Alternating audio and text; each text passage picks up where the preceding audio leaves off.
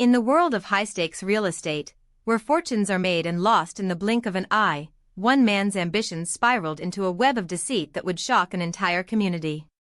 John Bravata was a respected figure in the real estate market of Brighton, Michigan.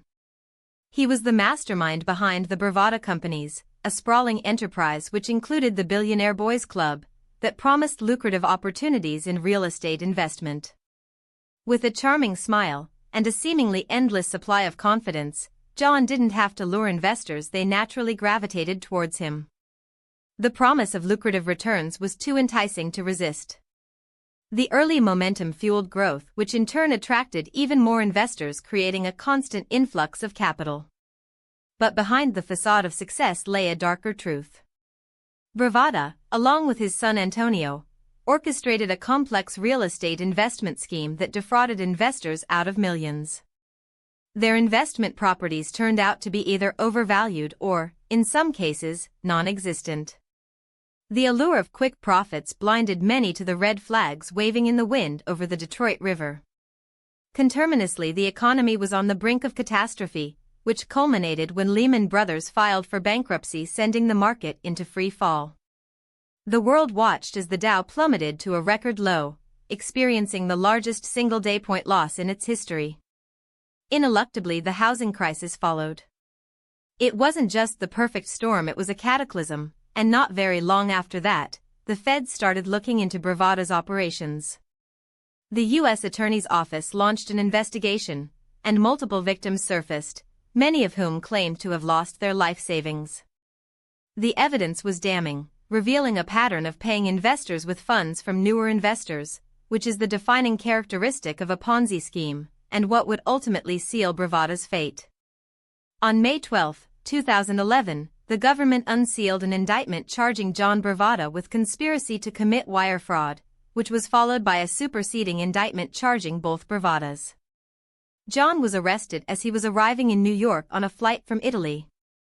When he was searched, Bravata was found in possession of a filled-out application for Italian citizenship. John continued to contend with the government and fight his case the same way that he conducted business, confident, composed, and without any aversion to risk. John and Antonio both went to trial.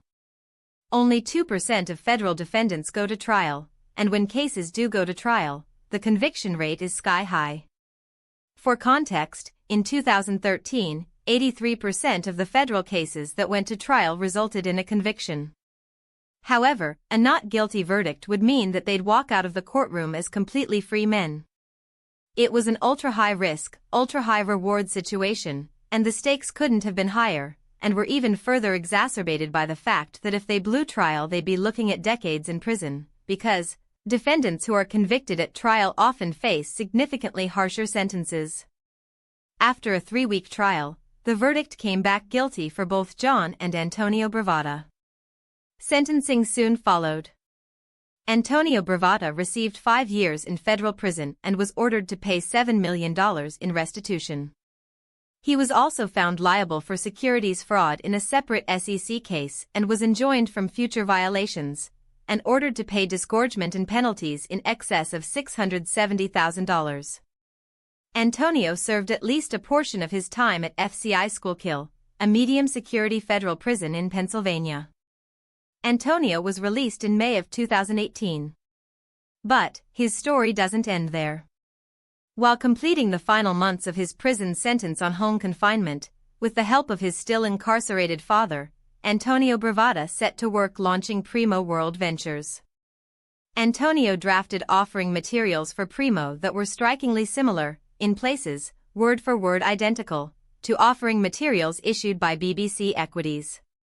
But before he was able to complete any sales of Primo securities, the SEC's Enforcement Division detected his scheme and put a stop to the Primo offering. In 2019, the SEC filed a complaint against Antonio. Without admitting or denying the SEC's allegations, Antonio agreed to a judgment that includes a permanent injunction prohibiting him from participating in the issuance, purchase, offer, or sale of any securities to the public and a $75,000 penalty. As for John Bravata's fate, the judge's gavel came down much harder. He was sentenced to 240 months or 20 years in prison and ordered to pay $44.5 million in restitution. John was designated by the Bureau of Prisons to FCI Loretto, a low-security federal correctional institution also in Pennsylvania. He also served time at a medium-security federal prison in Terre Haute, Indiana. Today John Bravata is serving out the remainder of his sentence from a Detroit RRM or halfway house. So do you think this is the end of the Bravata saga? Or do you think there will be more chapters to come? We'll be sure to stay updated on the Bravatas as they navigate life post-prison, and we'll keep you posted if it turns out the Bravata crime story continues.